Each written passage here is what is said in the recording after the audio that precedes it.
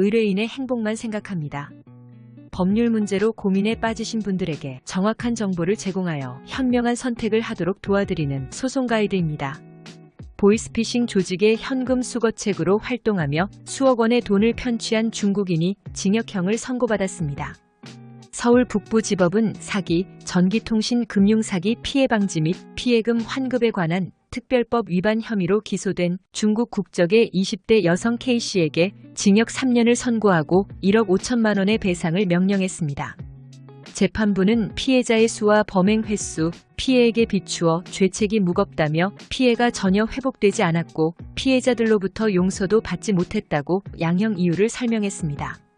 그리고 보이스피싱 범죄에 가담해 대환대출을 미끼로 수천여만 원을 가로챈 20대 현금 수거책에게 징역형 집행유예가 선고됐습니다.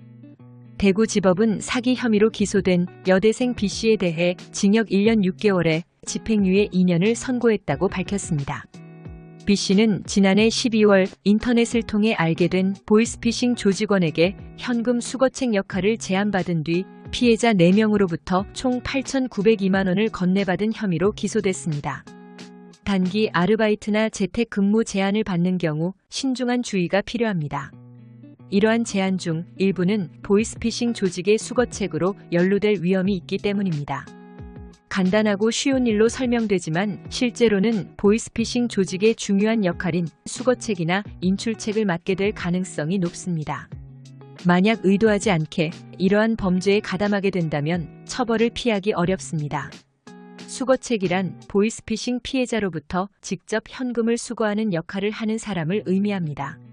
수거책으로 연루되었을 경우 자신이 범죄에 가담했음을 미처 알지 못했더라도 사기, 사문서 위조, 위조 사문서 행사죄 등의 혐의로 무거운 형사처벌을 받을 수 있습니다. 구속되거나 실형을 선고받을 가능성도 크기 때문에 경각심을 가져야 합니다.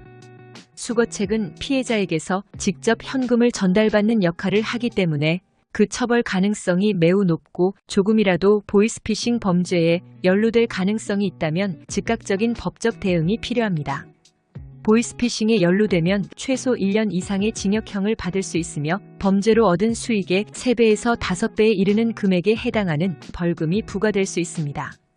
특히 상습적으로 보이스피싱 범죄에 가담한 경우에는 그 형량이 2분의 1까지 가중될 수 있어 더욱 심각한 처벌을 받을 수 있습니다. 최근에는 합법적인 기업이나 금융기관을 가장해 아르바이트생을 모집하는 수법도 사용되고 있어 본인이 범죄에 가담하고 있다는 사실조차 인지하지 못하는 경우도 많습니다. 억울하다고 느낄 수 있지만 단순히 부인하는 것만으로는 혐의를 벗기 어렵습니다.